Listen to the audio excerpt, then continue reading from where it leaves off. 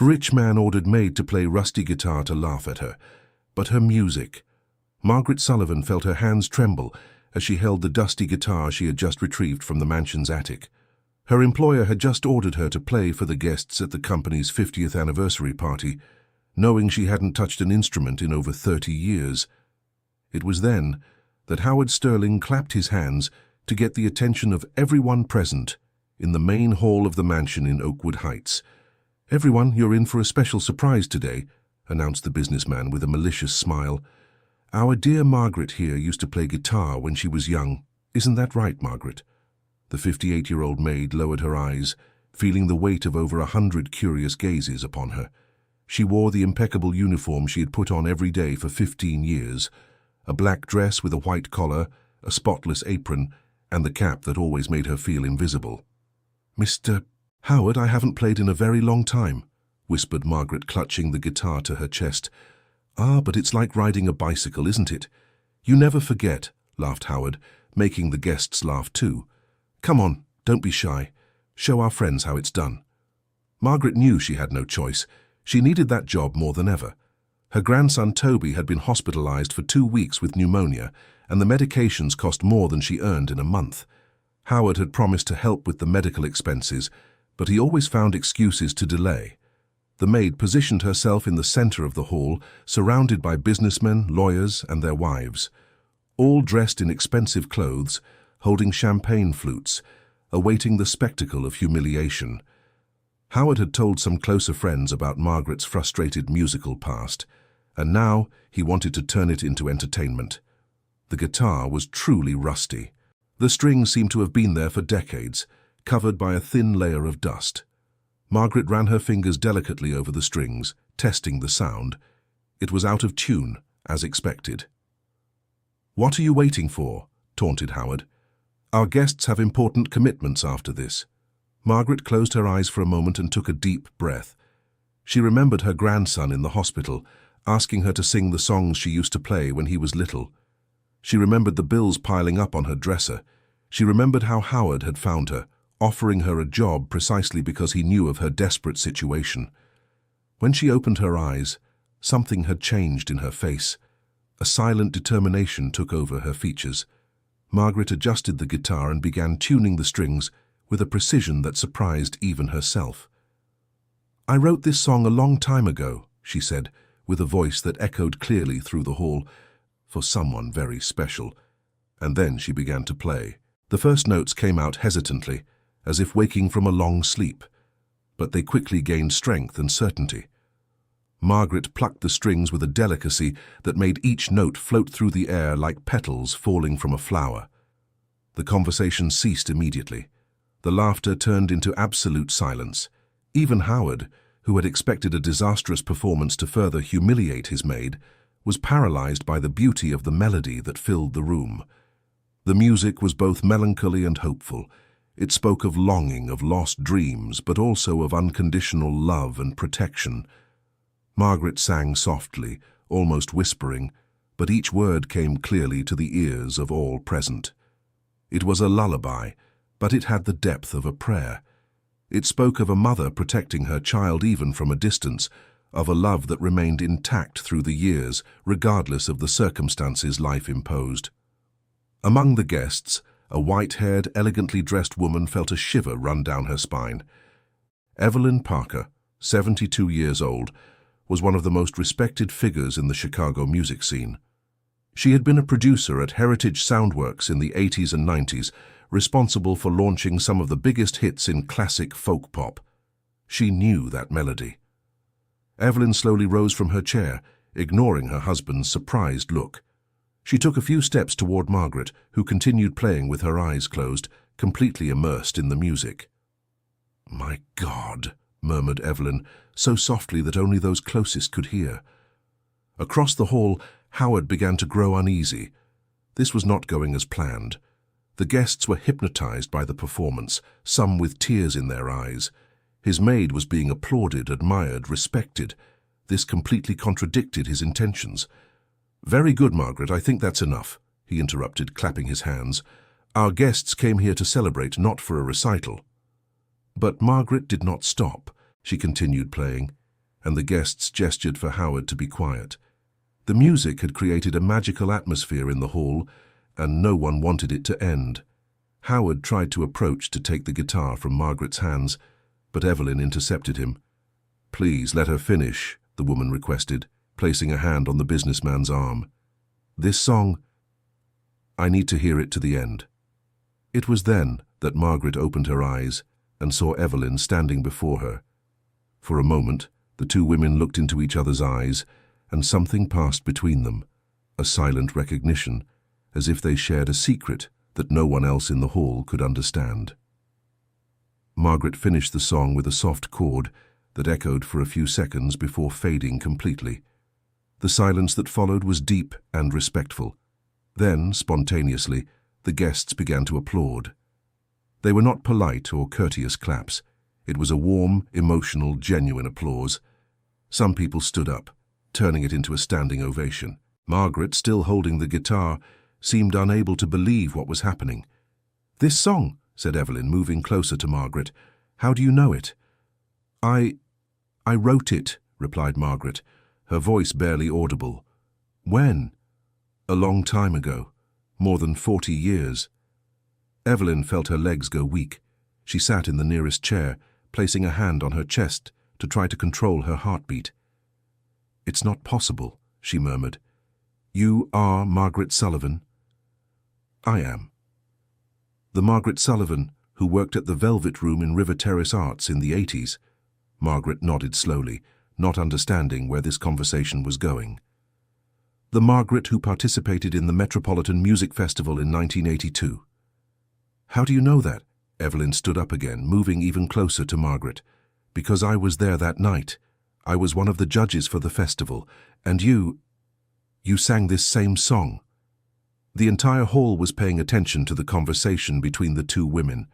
Howard, confused and irritated, was trying to understand what was happening. "Can someone explain to me what is going on here?" he asked in a harsh tone. "Margaret Sullivan was one of the greatest promises of American music in the 80s, explained Evelyn, without taking her eyes off Margaret. "She won the University Festival in 1982 with this song we just heard. She signed a contract with our record label, was about to release her first album. And then? Then she disappeared, vanished without a trace. She never recorded the album, never showed up anywhere again." Margaret lowered her head, feeling the weight of the memories returning like an avalanche. "I didn't disappear," she said, her voice choked. "I had to make a choice. Dear listener, if you're enjoying the story, please take a moment to like and especially subscribe to the channel. It really helps those of us who are just starting out, now continuing." The party had transformed into something completely different from what Howard had planned. The guests had formed a circle around Margaret and Evelyn, fascinated by the story unfolding before their eyes. "What kind of choice?" asked Evelyn, genuinely interested. Margaret looked around, seeing all those expectant faces. She had never told this story to anyone. She had kept the secret for almost 4 decades, carrying the weight of the decision that had completely changed the course of her life. "My mother was sick," she began, her voice trembling. "Stomach cancer. The doctors said she had at most 6 months to live and would need constant care." "But you could have hired someone to care for her," suggested Evelyn. "With the success you were going to have, you'd have the money for it." "No, ma'am." Margaret shook her head. "My mother raised 3 children alone after my father abandoned us. She worked as a housekeeper her whole life to give us an education and food. She slept 4 hours a night to manage cleaning 3 different houses." Margaret paused to breathe, feeling the emotion rise in her throat. "When she got sick, I was pregnant, single, with no financial means, no support from anyone. The child's father disappeared when he found out about the pregnancy. I had to choose between my career and caring for my mother in her final months." "And you chose your mother," concluded Evelyn, with tears in her eyes. "I chose my mother and my son." A respectful silence fell over the hall. Many of the women present had tears in their eyes, identifying with the story of sacrifice and maternal love that Margaret was telling.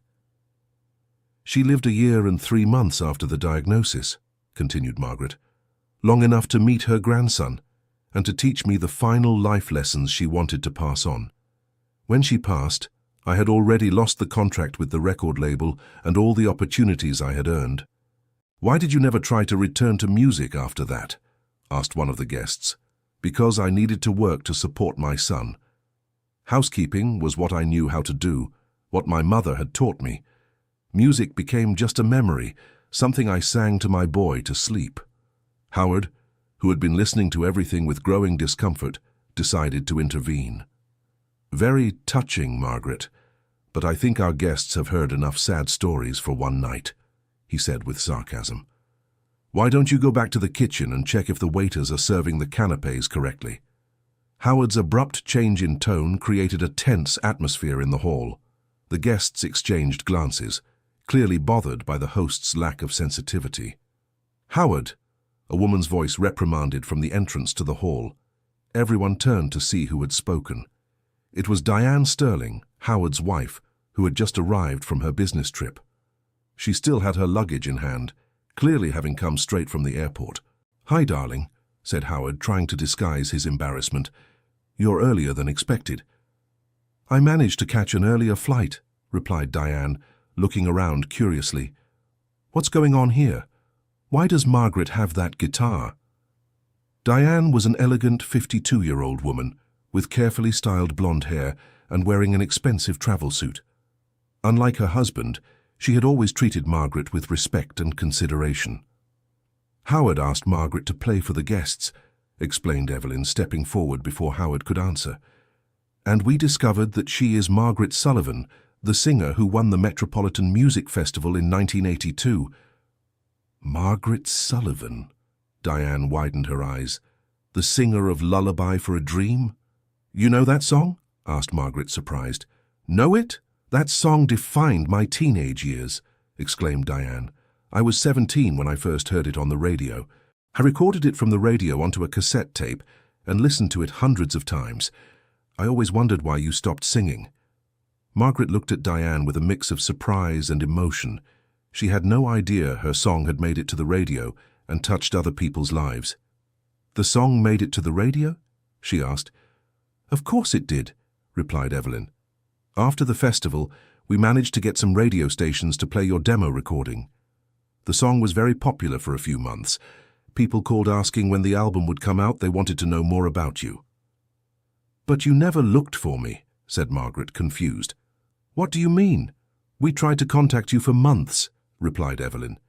"We sent letters to the address you had left. We tried calling the phone number on your registration form. We could never find you." Margaret thought for a moment, trying to remember those turbulent months after participating in the festival. "Oh yes," she said, her voice low. "We had to move out of the apartment I shared with other girls. I couldn't pay the rent after I stopped working to take care of my mother. We went to live in a room at the back of an acquaintance's house in Shadow Creek District." "That's why we could never find you," sighed Evelyn. "We even hired someone to look for you, but it was useless." The revelation caused a deep impact on everyone present.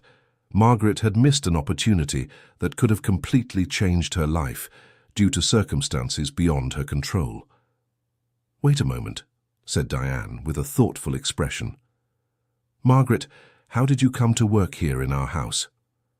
"Your husband found me 15 years ago when I was looking for a job," replied Margaret. "He said he heard I needed work through a mutual acquaintance." Diane looked at Howard with an expression of growing suspicion. "What mutual acquaintance?" Howard began to look visibly uncomfortable with the direction of the conversation. "I don't remember exactly," he said, avoiding his wife's gaze. "It was a long time ago."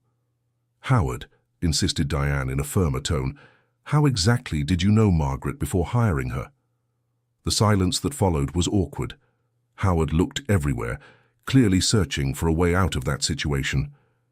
"It's not important now," he murmured. "It is to me," said Diane.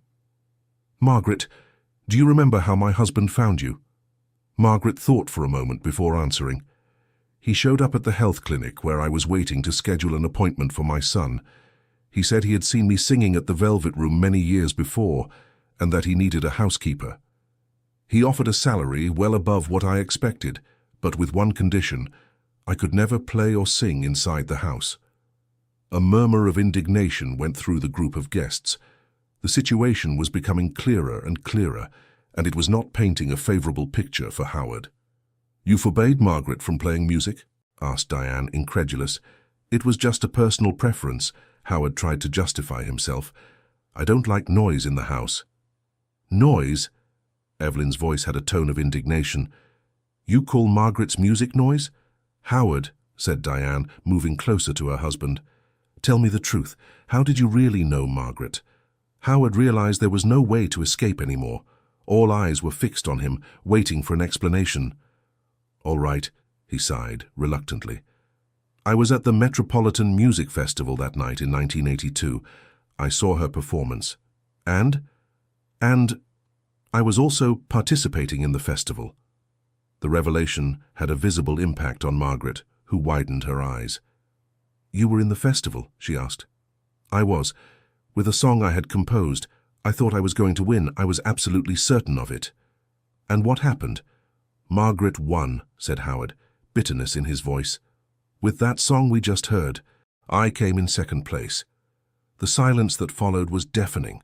Suddenly everything made sense. The humiliation tonight, the prohibition against playing music at home, the job offered under conditions that kept Margaret in a subordinate position.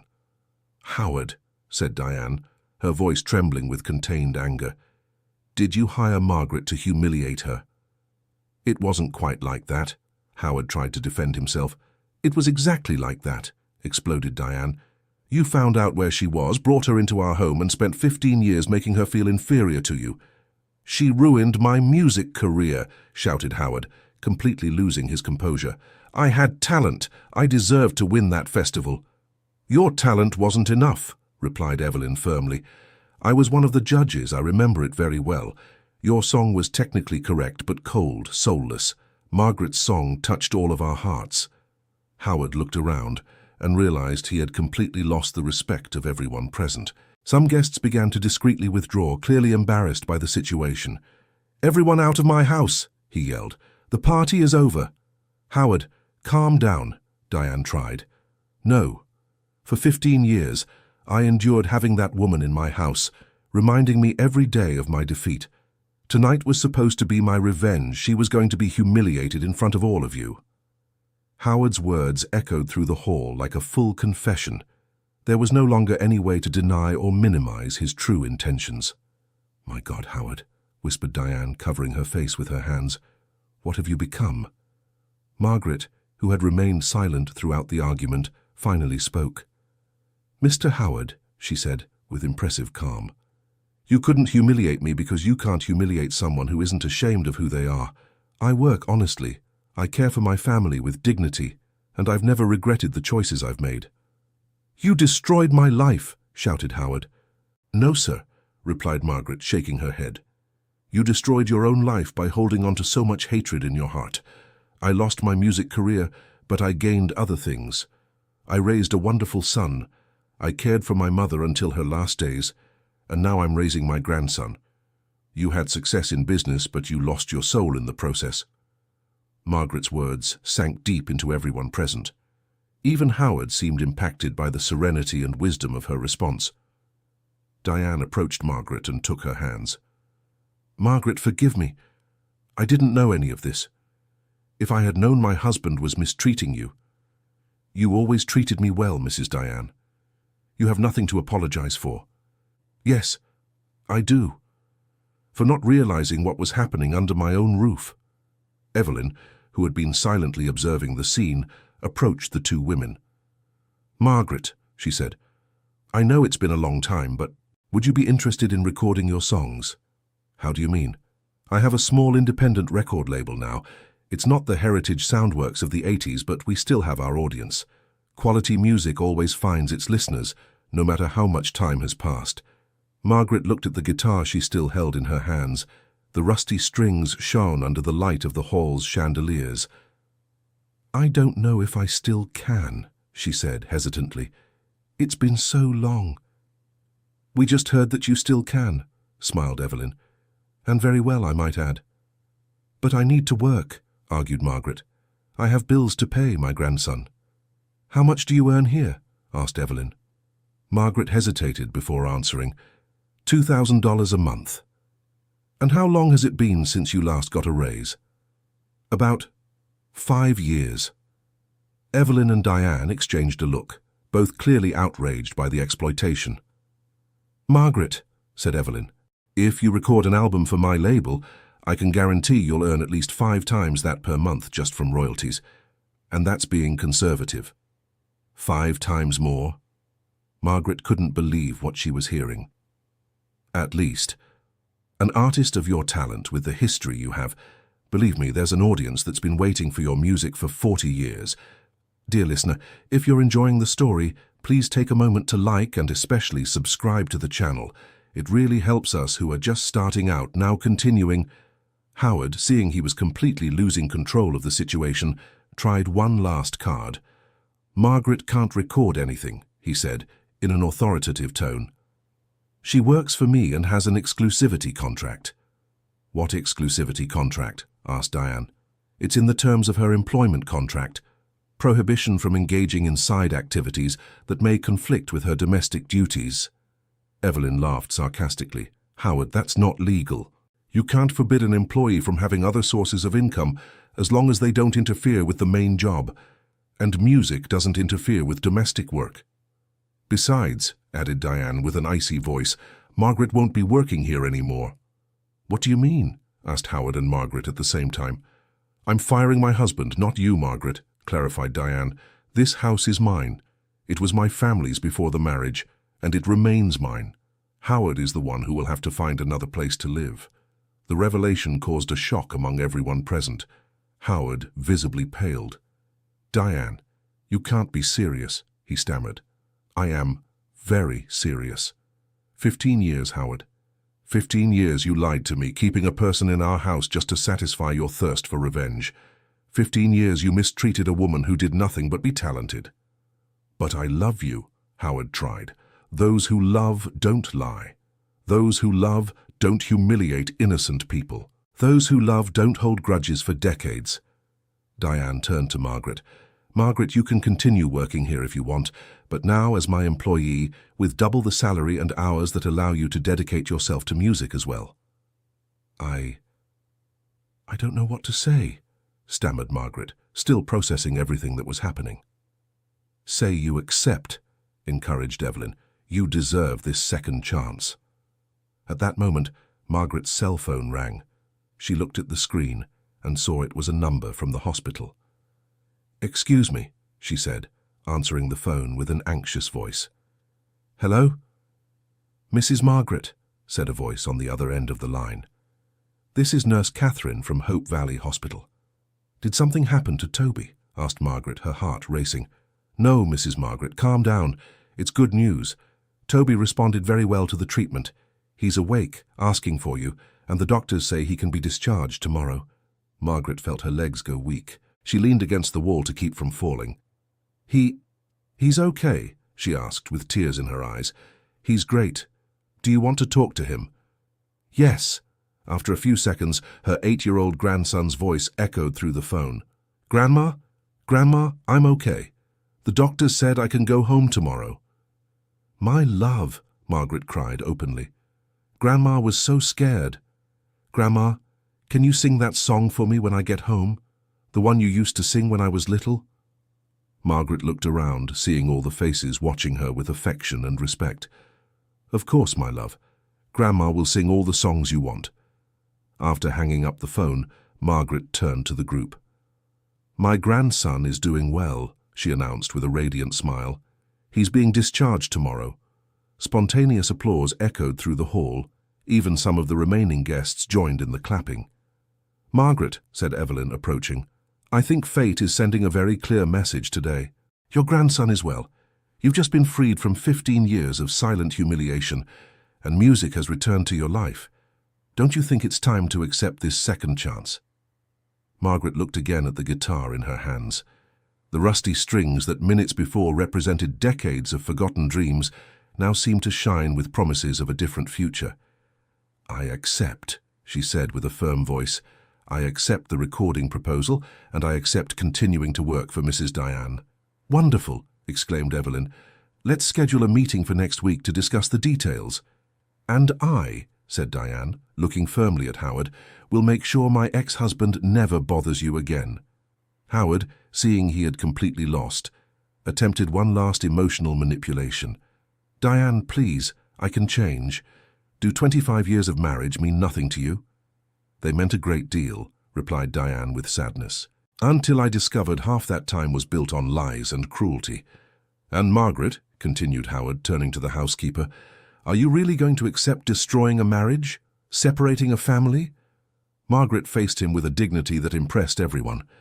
Mr. Howard, you destroyed your own marriage the moment you decided to use your home to feed your hatred. I am not separating anyone. I am merely accepting an opportunity to rebuild my life, just as Mrs. Diane is doing. Margaret's words hit home. Howard realized there were no more arguments, no more manipulations that could reverse the situation. All right, he said, defeated. I'll leave the house tonight. That's not necessary, said Diane. You can stay in the guest room until you find a place to live, but I want the divorce papers on my desk by the end of the week.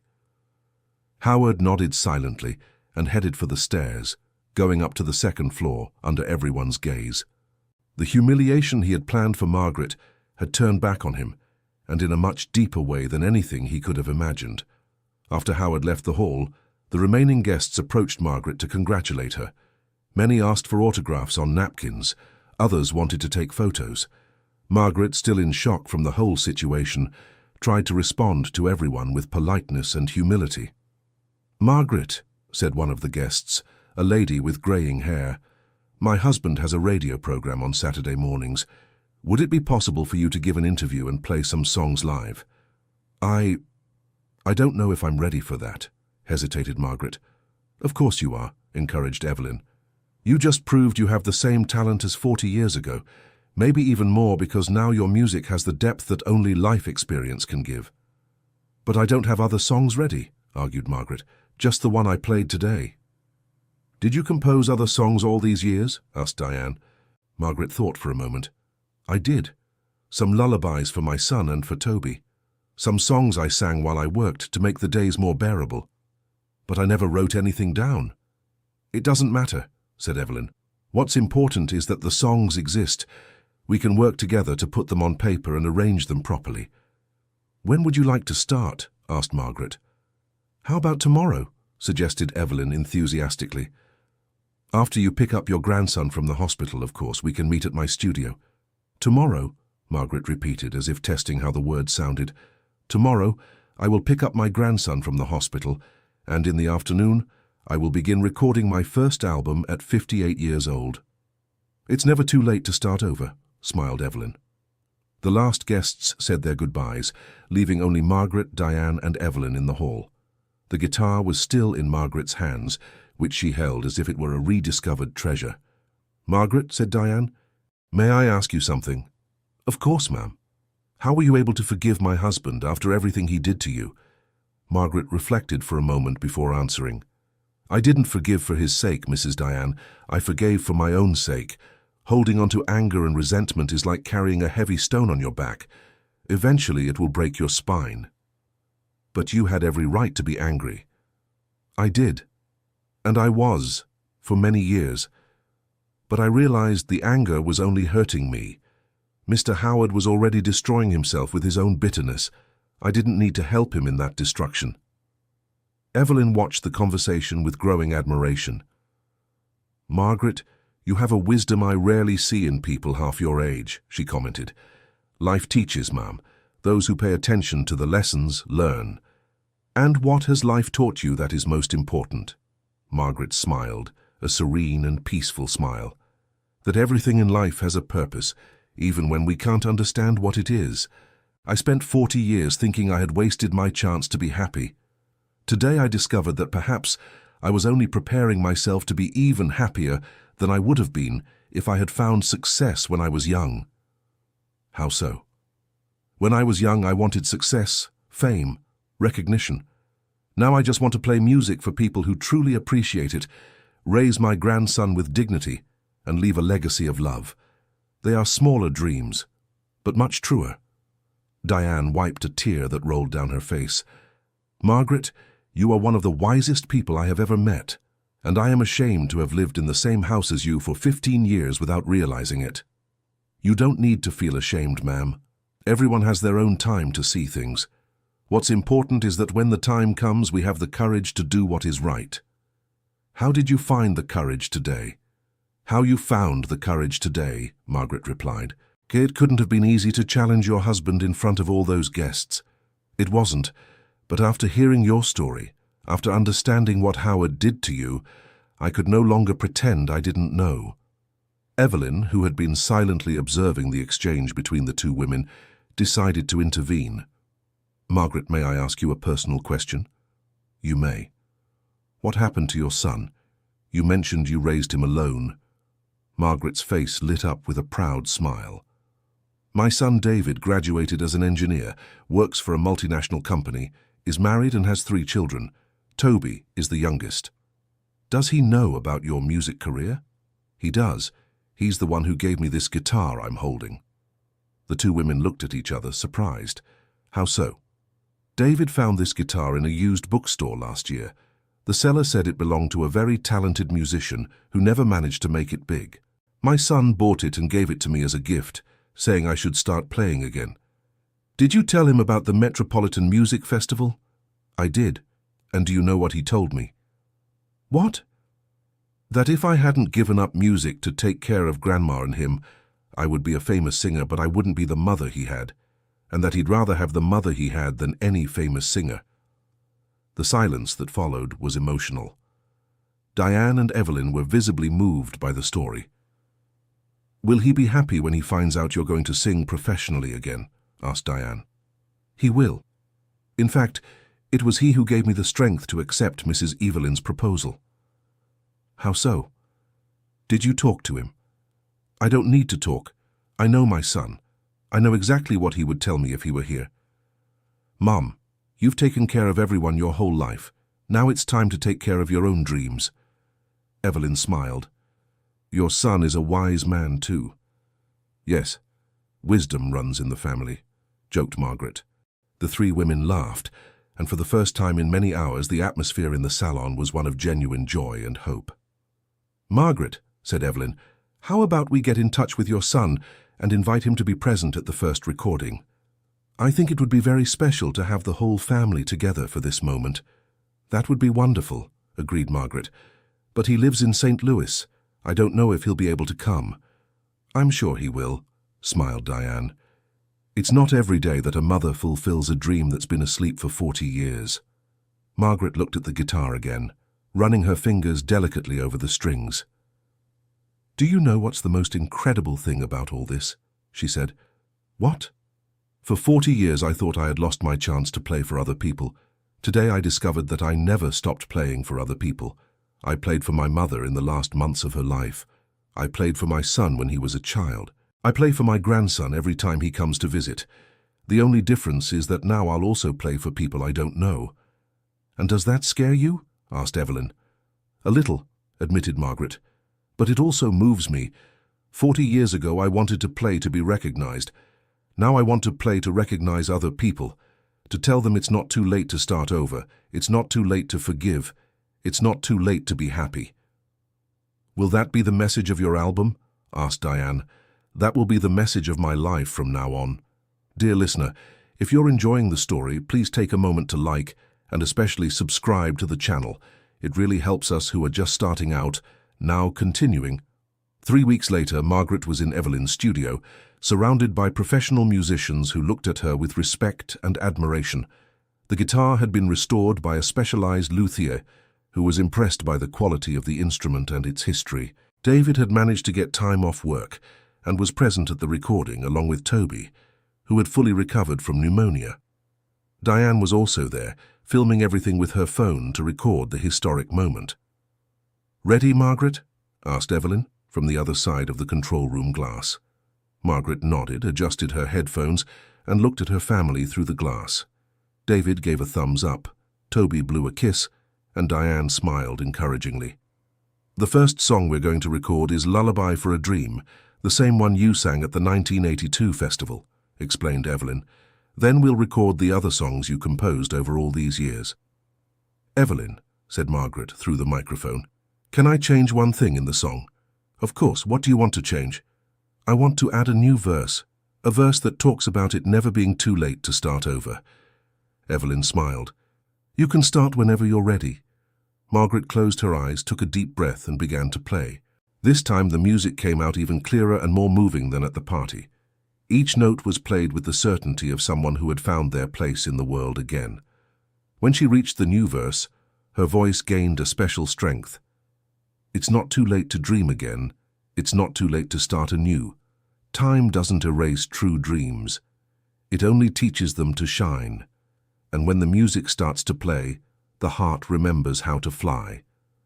In the studio, there wasn't a dry eye. The musicians stopped playing to listen only to Margaret's voice and guitar.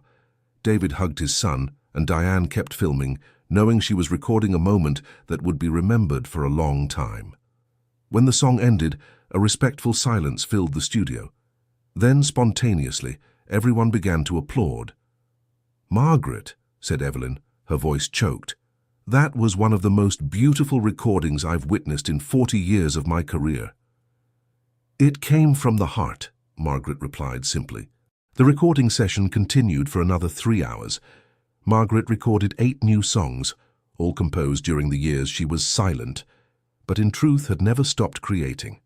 There was a lullaby she sang for Toby, a song about overcoming that she created during a particularly difficult financial time, a song about a mother's love that never ends, one about forgiveness and new beginnings, and several others that told, in simple yet profound verses, the story of a life lived with dignity. At the end of the session, Evelyn gathered everyone in the main studio. "Margaret," she said, "I want you to know that these songs will touch millions of hearts. You have a rare gift, the ability to turn pain into beauty and experience into sung wisdom." "When will the album be ready?" asked David. "In 2 weeks, and I already have 3 radio stations interested in playing the songs even before the official release." 3 stations? Margaret couldn't believe it. "And a television program wants to interview you, and a music magazine wants to do a feature on your comeback." "My comeback," Margaret repeated, savoring the words. "I like how that sounds." Toby, who had stayed quiet during the entire adult conversation, approached his grandmother. "Grandma," he said, tugging at the hem of her dress, "can I ask you something?" "Of course, my love." "Are you going to be famous now?" Margaret crouched down to her grandson's level and looked him in the eyes. "I don't know, Toby, maybe, but you know what's more important?" "What?" "It doesn't matter if I become famous or not. What matters is that Grandma is happy again, and when we're truly happy, everything around us becomes more beautiful." "I like it when you're happy, Grandma. Your eyes sparkle differently." Margaret hugged her grandson, feeling a deep emotion take hold of her chest. "And you, my love, are one of the biggest reasons Grandma is happy." Diane, who was watching the scene, approached the group. "Margaret, can I make you an invitation?" "Of course." "I'd like to throw a small party at home to celebrate the release of your album. Nothing big, just for family and close friends." Margaret hesitated for a moment. "I don't know if that's a good idea. That house has a lot of bad memories for me." "Exactly why?" Diane insisted. "I think it's important to replace the bad memories with good ones, and what better place to celebrate your new beginning than the place where everything changed?" Margaret thought about the proposal. It made sense. For 15 years, she had worked in that house carrying the weight of silent humiliation. Maybe it really was time to give that space new meaning. "All right," she agreed, "but only if you let me help organize it." "Of course," Diane laughed, "but this time you'll help as the guest of honor, not as the help." "I'm still getting used to this change," Margaret admitted. "You'll get used to it," David assured her. "My mother deserves to be treated like the queen she's always been." Evelyn, who had been silently observing the family interaction, decided to add something. "Margaret, may I suggest something for the party?" "Go ahead." "How about inviting some of the guests who were present that night? That way they can see your complete transformation." "Good idea," agreed Diane, "and I know exactly who to invite." 2 weeks later, The album Never Too Late was ready for release. Evelyn had done impeccable work on the production, maintaining the simple, emotional essence of Margaret's songs, but adding subtle arrangements that enhanced the beauty of the melodies. The first song to be released on the radio was Lullaby for a Dream in the updated version with the new verse. The response was immediate and surprising. The radio stations received hundreds of calls from listeners wanting to know more about Margaret. Many people shared their own stories of starting over, inspired by the song's lyrics. Others asked where they could buy the full album. The song reached #1 on 3 different radio stations in Chicago and began playing in other cities in the interior. The television program that had expressed interest confirmed the interview for the following week. Margaret, who for 40 years had been invisible to the world, suddenly found herself in the spotlight. Journalists wanted to interview her, music producers offered partnerships, and fans began looking for her on social media. "Mom," said David, during a visit to Margaret's new home. Diane had insisted she move to a better apartment, paying the first year's rent as a gift. "How are you handling all this exposure?" Margaret was in the small living room of the apartment, tuning the restored guitar.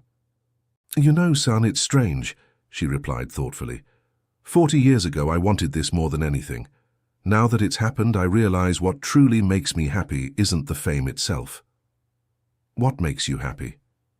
"Knowing that my music is touching other people. Receiving letters from women my age saying they were inspired to start dreaming again. Seeing young musicians seeking advice on how to deal with disappointment." David smiled. "You've become a kind of guru, haven't you?" "I've become a grandmother who sings," laughed Margaret, "and who learned a few lessons along the way." "And how is the situation with Howard?" Margaret's face grew serious for a moment. "He tried to reach out to me a few times. Showed up here at the building, sent messages through Diane. I think he still hasn't been able to accept what happened." "What does he want?" "Forgiveness, apparently. Says he's sorry, that he wants to talk, that he can help me with my music career. And you?" "I've already forgiven him, David. But forgiving doesn't mean going back to being around him.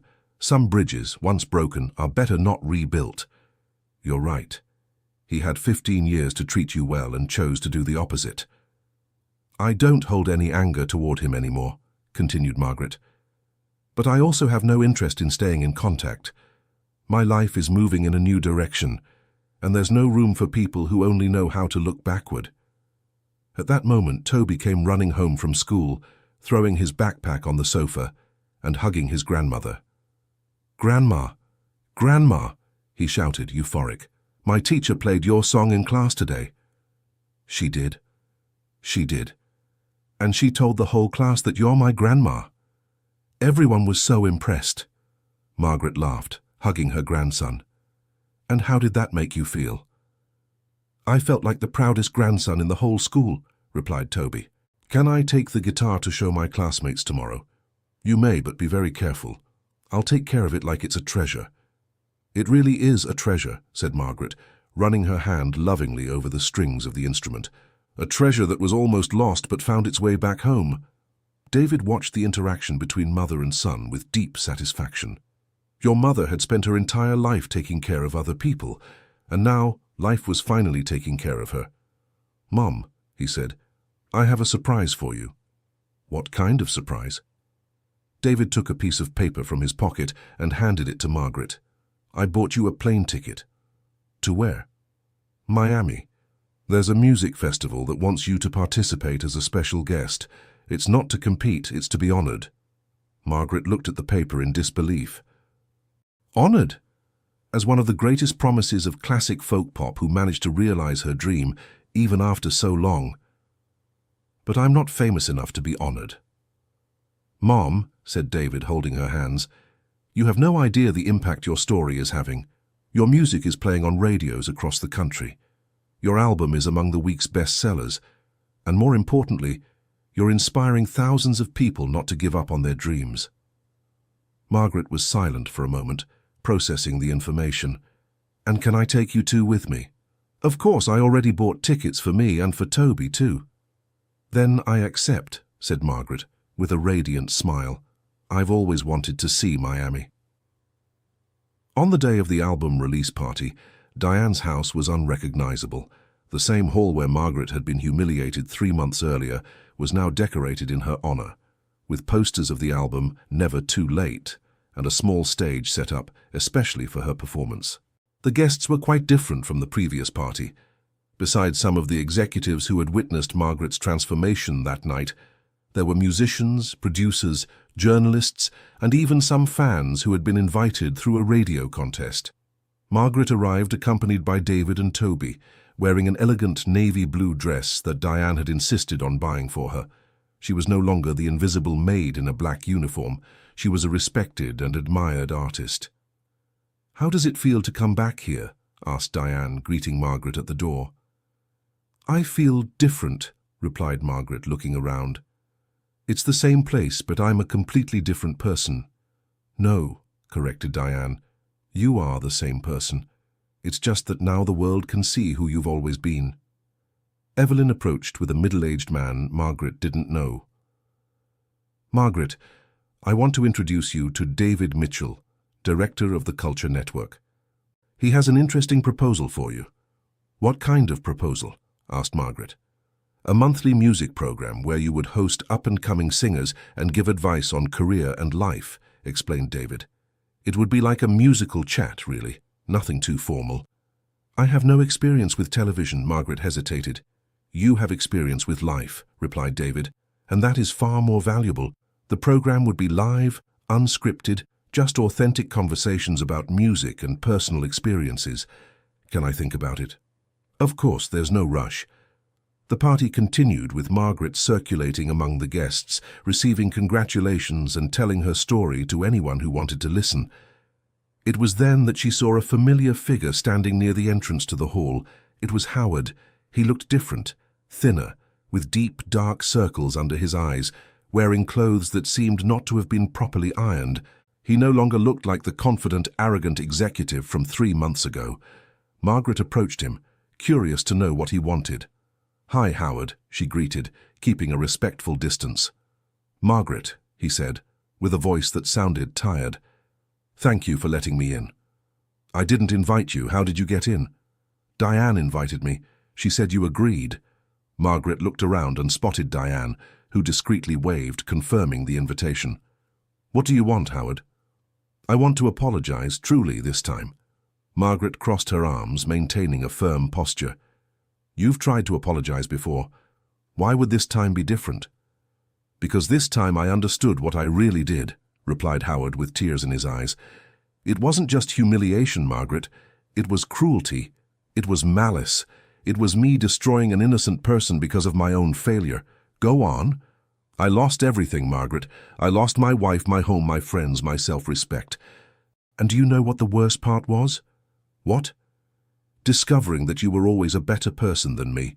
Even after everything I did to you, you didn't try to get revenge. You didn't speak ill of me to anyone. You didn't try to destroy my reputation." Margaret remained silent, listening.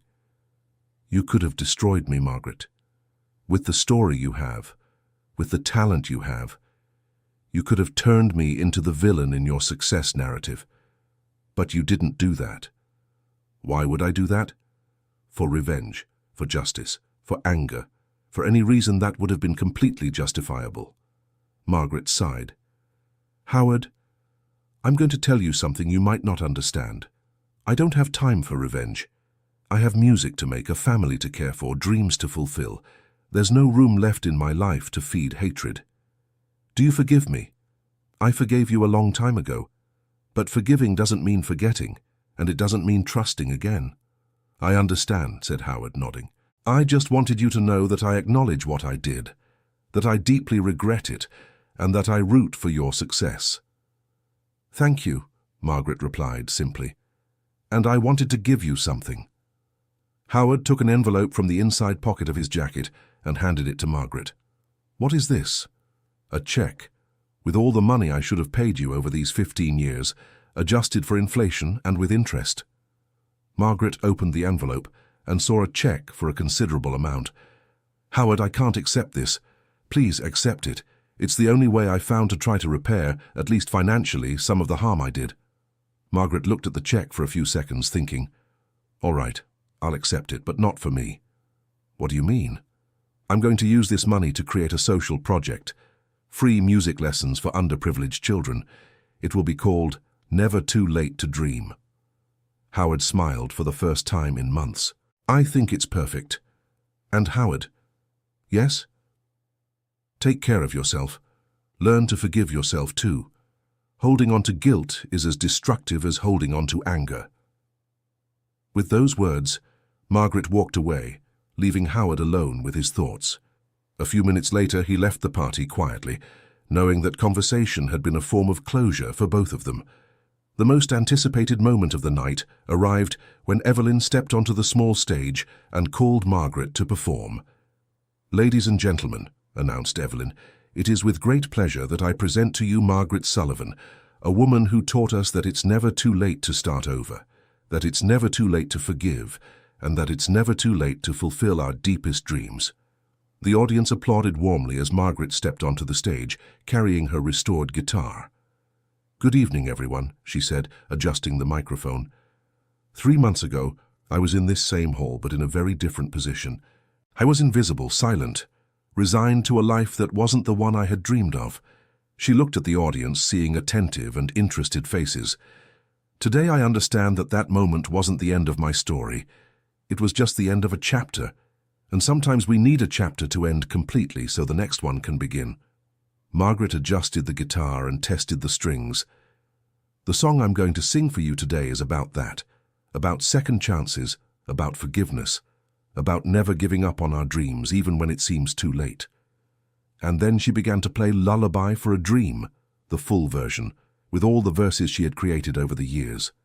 Her voice echoed through the hall with a purity and emotion that touched the hearts of everyone present. When she finished, there was total silence for a few seconds. Then an ovation erupted that lasted several minutes. People were crying, others were shouting bravo, and many simply remained standing, applauding with all their might.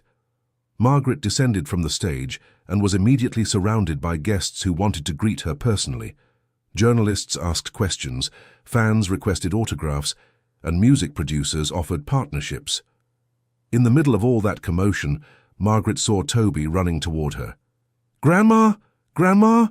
he shouted, throwing himself into her arms. "You were amazing. Everyone was crying.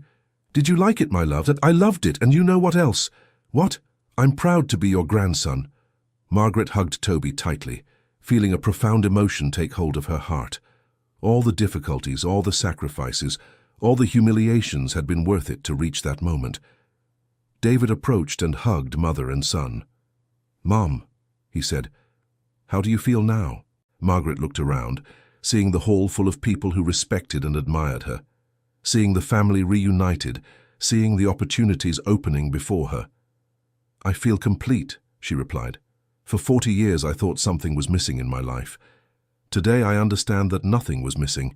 It was just stored away, waiting for the right moment to reveal itself." "And what will be the next step?" Margaret smiled, looking at the guitar in her hands. "The next step is to keep making music, to keep singing for anyone who wants to listen, to keep teaching that it's never too late to start over." "And the television program?" "I'll accept. I think I have some stories to tell and some lessons to share." Diane approached the family group. "Margaret," she said, "can I speak with you for a minute?" "Of course." They stepped a little away from the group. "How do you feel being here today?" asked Diane. "Different. Free. At peace. I want to thank you." "Thank me for what?" "For teaching me what dignity is, for showing me it's possible to forgive without being weak, for giving me the courage to restart my own life." "How so?" "I've decided to go back to school. I'm going to study psychology. I want to help other women who have been through emotional abuse situations like I have." Margaret smiled. "I think that's a wonderful choice. You inspired me. Seeing your strength, your capacity to overcome, I realized I can also be more than I have been until now. Diane, you've always been a good person. You just needed to discover that. And you helped me discover it." The two women embraced, sealing a friendship that had been born from the most unlikely circumstances. The party continued late into the night, with Margaret singing a few more songs and talking with every guest who wanted to know her better. When it was finally time to leave, she felt fulfilled in a way she had never experienced before. In the car driving home, Toby fell asleep in the back seat. David drove in silence, letting Margaret sink into her thoughts. "What are you thinking about, Mom?" he asked after a few minutes. "I'm thinking life is funny," replied Margaret. "We spend years thinking we know what we want, that we know where we're going, and then something happens that changes everything completely." "Are you referring to what happened at the party 3 months ago?" "I'm referring to my whole life. If I had been successful at 20, I'd probably be a completely different person today. Maybe I wouldn't even have you. Maybe I wouldn't even be Toby's grandmother. Do you think it was better this way?" Margaret looked out the window, watching the illuminated city pass by. "I don't know if it was better or worse. I know it was what had to be, and today at 58, I finally understood what my true talent is. Singing. Not just singing. Transforming pain into music, experience into wisdom, and loneliness into connection with other people. Mom, can I tell you something?" "Go ahead." "I always knew you were special. Even when you thought you were just a housekeeper, I knew you had something unique. And today, seeing all those people listening to your music and being moved, I felt so proud to have been raised by such an extraordinary person." Margaret felt her eyes fill with tears. "David, you are the best thing that ever happened in my life. Everything I did, all the sacrifices I made, were worth it just for the privilege of being your mother. And now? Now we'll build the future together, you, me, and Toby, and all the music we still have to create." 2 months later, Margaret was in the Culture Network studio, recording the first episode of the program Musical Dialogues with Margaret. Her guest was a young rapper from the outskirts who had sent a song to the production. "Curtis," said Margaret, addressing the 19-year-old boy sitting beside her, "tell me a little about your music." "Mrs. Margaret, my music is about not giving up on dreams, even when everyone says you won't make it," replied Curtis, a bit nervous to be on television. "And where does that strength to not give up come from?" "It comes from your story, actually. When I heard Never Too Late, I realized that if you could start over at 58, I can make it at 19. Margaret smiled.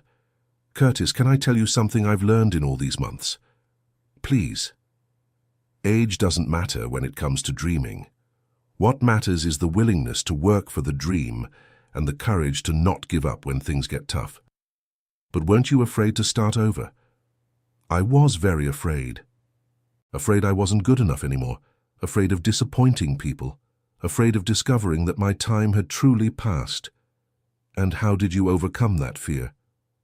"I didn't overcome it," Margaret laughed. "I'm still afraid sometimes, but I learned that courage isn't the absence of fear. Courage is doing what needs to be done even when you're afraid." "Mrs. Margaret, can I play my song for you?" "That's what we're here for." Curtis picked up the microphone and began to rap about overcoming, about not accepting what others determine as your destiny, about fighting for dreams even when conditions are adverse. The lyrics were raw and honest, speaking of the reality of the outskirts, but also of the hope and determination to change one's life through music. When he finished, Margaret was silent for a few seconds, clearly moved. "Curtis," she said, "your music is powerful. It speaks truths that many people need to hear. Do you think I have a chance to be successful? I think you are already successful. Maybe not the success the world measures, but the success of using your art to speak about important things." "How so?" "Success isn't just selling records or appearing on television. Success is when your music touches other people, when it makes a difference in someone's life, when it carries a message the world needs to hear." "And do you feel successful now?" Margaret thought about the question for a moment. "I feel fulfilled, which is different from successful. Fulfillment comes from within. It's when you know you're doing what you were born to do, regardless of external recognition." After the recording, Margaret went home reflecting on the conversation with Curtis. The program was a success, receiving beginner musicians of all styles and ages, and the conversations always resulted in deep and inspiring moments. Arriving home, she found Toby doing homework at the kitchen table. "How was the show today, Grandma?" he asked, without looking up from his notebook. "It was very good, my love. I talked to a guy your age who does rap." "Rap? Cool! Are you going to teach me how to rap?" Margaret laughed. "I don't know how to rap, Toby, but I can teach you how to tell stories through music, which is the foundation of any musical style." "Grandma, can I ask you something?" "Of course. Are you famous now?" Margaret sat down next to her grandson. "A little bit, yes. Why?" "People at school say you're famous, but you're still the same. Why?" "Because fame is something that comes from the outside, Toby. It doesn't change who you are on the inside. I'm still the same grandma I've always been." "But now you have more money, right?" "Yes, I do." "And do you know what that means?" "That you can buy more things?" "It means I can help more people. Remember the project Grandma was planning? The free music lessons?" "That's right. Tomorrow I'm signing the lease for the space where the lessons will happen." Toby dropped his pencil and looked at his grandmother with shining eyes. "Really? Is it starting already?" "Already. And guess who's going to be one of my first students?" "Me! You!" Toby threw himself into his grandmother's arms, beaming with happiness. "Grandma, can I invite my friends from school to join too?" "Yes, you can. The more children who learn music, the better." David came home from work a few minutes later and found mother and son talking excitedly about the social project. "How was your day, Mom?" he asked, kissing Margaret on the forehead. "Productive. I recorded the morning show, and this afternoon I finalized the last details of the project.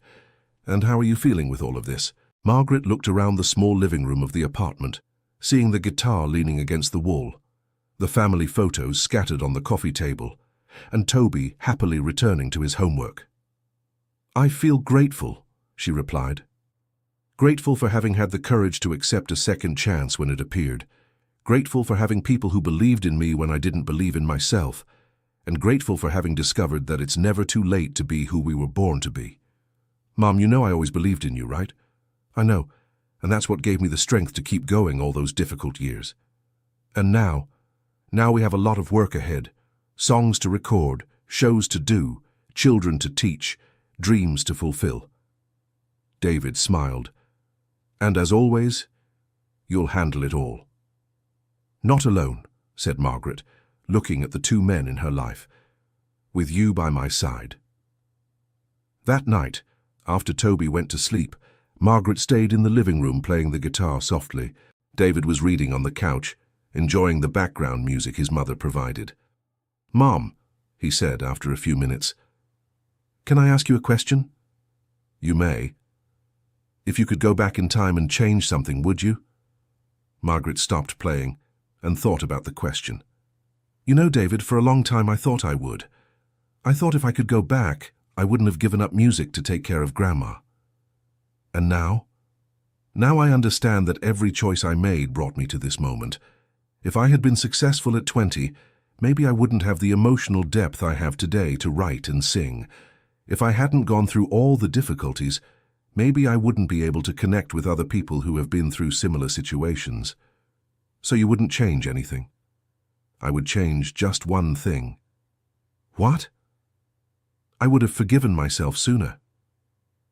I spent many years feeling guilty for having wasted my talent, for not making it in music when I was young. If I had known it was just a matter of time, I would have been kinder to myself." David closed the book and looked at his mother. "Mom, you're one of the strongest people I know, and also one of the wisest. Life teaches, son. Those who pay attention learn." "And what has life taught you that's most important?" Margaret began to play again, gently strumming the guitar strings. "It taught me that there's no such thing as wasted time. There's preparation time.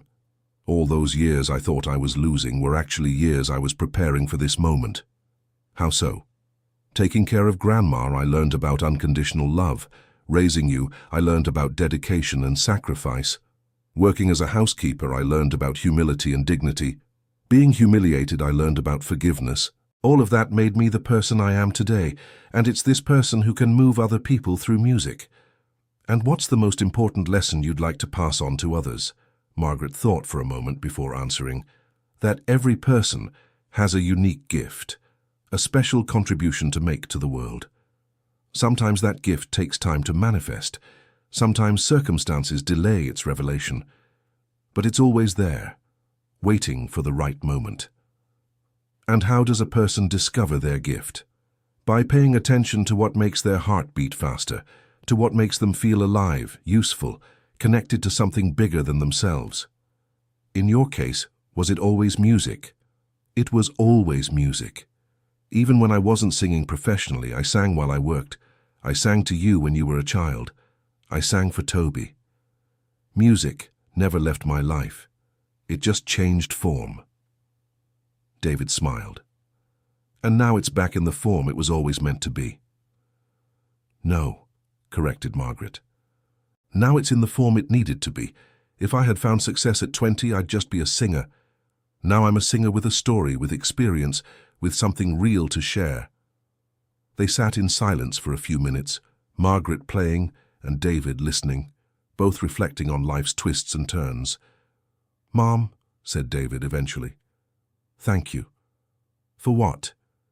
"For never giving up, for raising me with so much love even through so many hardships, for teaching me that dignity doesn't depend on the job you have, and for showing me that it's never too late to start over." Margaret stopped playing and looked at her son with tear-filled eyes. "David, raising you was the easiest and hardest thing I've ever done in my life." "How so?" "Easy because you were always a wonderful son. Hard because I was always afraid I wasn't giving enough, that I didn't have the conditions you deserved." "Mom, you gave me what was most valuable, love, values, a life example, and that was worth more than any material thing I could have had." "Are you sure?" "Absolutely. And the proof is that today I can look at you fulfilling your dreams and feel completely happy. I have no resentments, no bitterness. I only have pride." Margaret stood up and hugged her son. "I love you, David." "I love you too, Mom, more than any words can express." 6 months later, Margaret was standing on the stage of the Municipal Theatre in Chicago before a completely packed audience. It was the launch concert for her second album, Letters of a Lifetime. The album contained songs that told different moments of her journey: the decision to care for her sick mother, the difficulty of raising a child alone, the years of quiet work, the reunion with music, and the discovery that it's never too late to be happy. David and Toby were in the front row, alongside Diane, Evelyn, and several friends Margaret had made in these months of her reborn career. "Good evening," Margaret said into the microphone, looking at the moved audience. "When I was 20, I dreamed of singing on this stage. It took almost 40 years for the dream to come true, but it did." The audience applauded warmly. Today I understand that those 40 years weren't wasted time. They were preparation time. Time to gather stories, experiences, emotions that I transformed into music. Margaret adjusted her guitar and smiled. "This show is dedicated to all the people who ever thought they missed their chance, who ever felt invisible, who ever doubted their own worth. You haven't missed a thing. You're just preparing for the right moment." And then she began to sing "Never Too Late," the song that had changed her life. The audience sang along, turning the theatre into a grand chorus of hope and renewal. During the show, Margaret interspersed the songs with small personal stories, creating an intimacy with the audience that transformed the performance into something much deeper than a simple musical concert. She spoke about forgiveness, about new beginnings, about the importance of family, about never giving up on dreams. Each song was a life lesson, sung with the authenticity of someone who had truly lived it all. The most emotional moment happened when Margaret called Toby to the stage to sing a song she had composed especially for him. "This is my grandson Toby," she introduced, with evident pride in her voice. "He is one of my greatest inspirations, and this song was made thinking of his future and the future of all children who will grow up knowing they can be whatever they want to be." Grandmother and grandson sang together a song about possible dreams, about legacies of love, about the beauty of having hope for the future. There wasn't a dry eye in the audience. When the show ended, the ovation lasted more than 10 minutes. Margaret received the flowers thrown onto the stage, waved to the audience, and felt a profound gratitude for everything that had happened in her life. Backstage, David waited for her with a bouquet of flowers and a radiant smile. How do you feel, Mum? I feel complete, answered Margaret, still emotional. It's as if my whole life was built to reach this moment. And what's the next dream? Margaret looked around, seeing all the people who had joined her celebration. Friends, colleagues, fans, family. The next dream is to keep making music that touches people, to keep teaching children through the social project, to keep showing that it's possible to start over at any age. And personally, do you have a personal dream you haven't achieved yet? Margaret smiled. I do. I want to see you marry someone who truly loves you. I want to see Toby grow up and discover his own talents. I want to be a present grandmother for the grandchildren yet to come. That's all? That's all. The most beautiful dreams are the simplest. Evelyn approached with a glass of champagne and a proud smile. Margaret, congratulations. The show was fantastic. Thank you, Evelyn. None of this would be possible without you. Nonsense. I just helped reveal what was already there. The talent, the story, the authenticity, all of that is yours. And what's next? We have invitations for shows in several cities. A record label from Miami wants to talk about national distribution, and there's a documentary producer interested in telling your story. A documentary? A film about your life, from the days of the Metropolitan Music Festival until today. The idea is to inspire other people who have been through similar situations. Margaret became thoughtful. I don't know if my life is interesting enough for a documentary. Margaret, David interjected, your story has already inspired thousands of people. A documentary could inspire millions. Besides, added Evelyn, it wouldn't just be about you. It would be about everyone who ever felt invisible, who ever thought they missed their chance, who ever doubted their own worth. In that case, said Margaret, smiling, I accept. The party continued into the early morning hours, with Margaret receiving congratulations from people of all ages, all touched in some way by her music and her story. When it was finally time to go home, Margaret felt exhausted but profoundly happy. In the car, with Toby sleeping in the back seat and David driving, she reflected on everything that had happened over the past few months. What are you thinking about, Mom? Asked David, noticing his mother's contemplative silence. I'm thinking that life is much more generous than we imagine, replied Margaret. For 40 years I thought it had denied me my dream. Today I understand it was just waiting for the right moment to give me something much bigger than I had dreamed of. Bigger how? When I was young, I wanted to be a famous singer. Now I am a singer with a purpose. I wanted success. Now I have meaning. I wanted recognition. Now I have a genuine connection with people. And how do you imagine the future? Margaret looked out the window, seeing the city sleeping under the early morning lights. I imagine singing until I can't anymore, teaching children to discover their talents, watching you and Toby fulfill your own dreams, and showing the world that it's never too late to be who we were born to be. Mom. Yes? Thank you for teaching me to never give up. Thank you for giving me a reason to never give up. They arrived home in silence, each lost in their own thoughts about the special day they had shared. Margaret went to her room and, before sleeping, picked up the guitar and softly played the song she had sung for Toby at the show. It was a simple melody, but filled with love and hope. As she played, she thought of all the people who had crossed her path. Her mother, who taught her about sacrifice and love. David, who gave meaning to her life. Toby, who brought joy to her days. Diane, who became a true friend. Evelyn, who believed in her talent. And even Howard, who inadvertently led her back to music. Each person had contributed in some way to her getting there. Every experience, good or bad, had been necessary to shape the woman she had become. When she finally put the guitar away and lay down, Margaret felt at peace with herself and the world. She had forgiven the past, was fully living the present, and looked to the future with hope and gratitude. As she fell asleep, a single certainty echoed in her mind. It's never too late to start over, never too late to forgive, and never too late to be happy. 5 years had passed since that transformative night at the Oakwood Heights mansion. Margaret, now 63, was sitting in the garden of the music school she had founded, watching the children practice their lessons. The Never Too Late to Dream project had become one of the most respected social initiatives in Chicago, serving more than 300 underprivileged children. Toby, now 13, was one of the assistant instructors, teaching guitar to the younger students. Margaret had recorded 5 albums, written an autobiographical book that became a bestseller, and performed in theaters across Brazil. Her television program had completed 4 seasons and received several quality awards. More important than all the professional success, however, was the peace she felt about her life. She had found her place in the world, her purpose, her way of contributing to making the world a little better. David had married Sarah, a psychologist who worked with the elderly and who had been enchanted by Margaret's story from their first meeting. They were expecting their first child, and Margaret could hardly wait to be a grandmother again.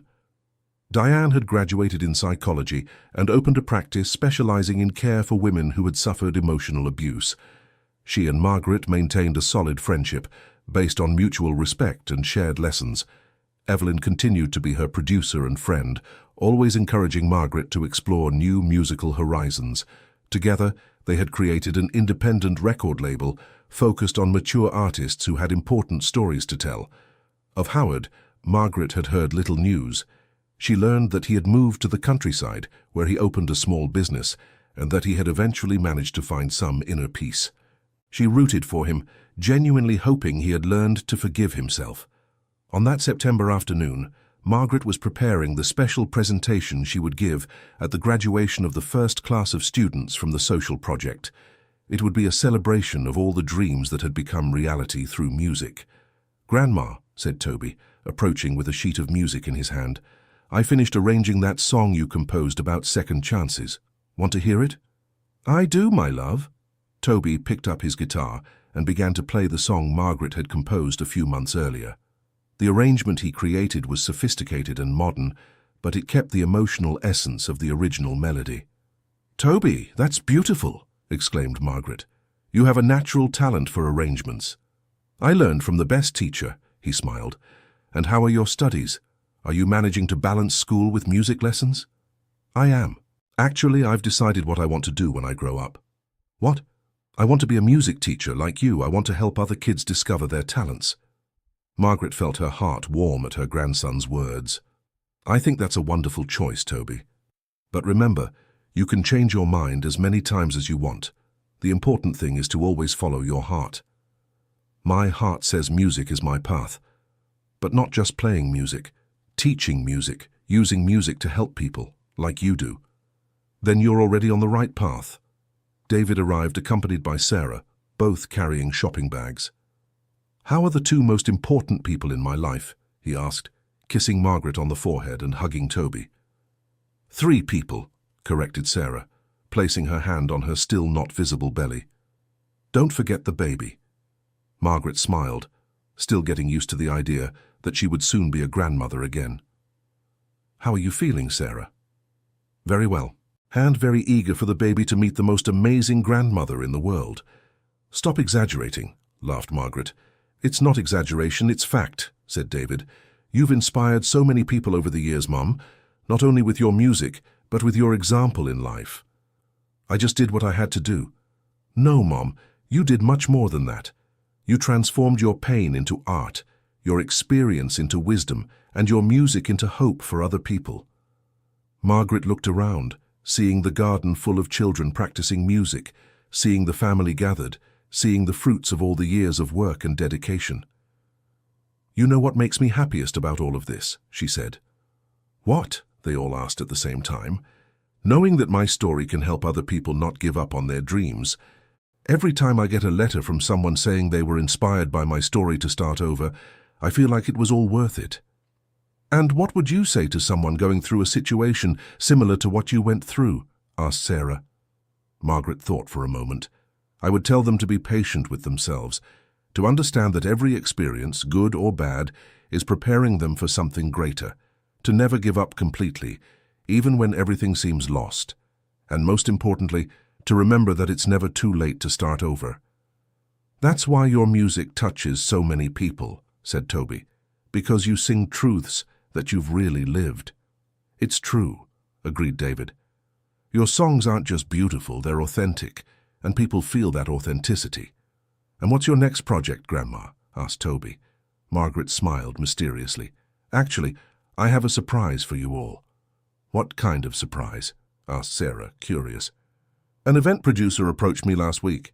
He wants to organize a big benefit concert at Centennial Stadium to raise funds for social music projects all over Brazil. At Centennial? Toby's eyes widened. The entire stadium? The entire stadium. It would be in December, as the closing event for our project's 5-year anniversary.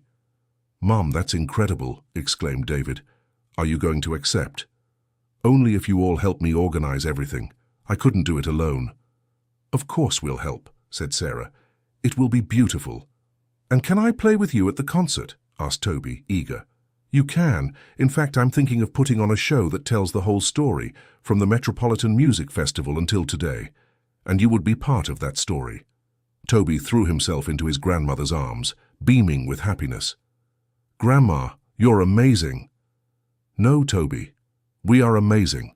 Our whole family is amazing. And that's what I want to show in the concert, that when we have love and support, we can overcome any obstacle. David stepped closer and hugged his mother and son. Mum, I love you so much, and I'm so proud of everything you've achieved. I love you all too, more than any words can express. Sarah joined the family hug, completing the circle of affection that had sustained Margaret all these years. You know what makes me happiest of all? Said Margaret, in the middle of the embrace. What? They all asked. Knowing that our story doesn't end here. We have so much more music to make, so much more love to share, so many more dreams to fulfill. And it's never too late for that, added Toby, smiling. Never too late, agreed Margaret. Never, never too late. The sun was setting over Chicago, tinting the sky with golden and pink hues. In the music school's garden, Margaret's family remained embraced, planning the future with the same hope that had guided all their achievements. And as the children continued practicing their lessons around them, a gentle melody hung in the air, reminding everyone that music, just like love, has the power to transform lives and make dreams come true, no matter how long it takes to happen. End of story. Margaret Sullivan taught us that it's possible to start over at any point in life. Her story of overcoming shows that obstacles can become stepping stones to our dreams. And you, what did you think of this journey? Have you ever felt you missed an important opportunity? Share your experience in the comments and subscribe to the channel for more inspiring stories like this one.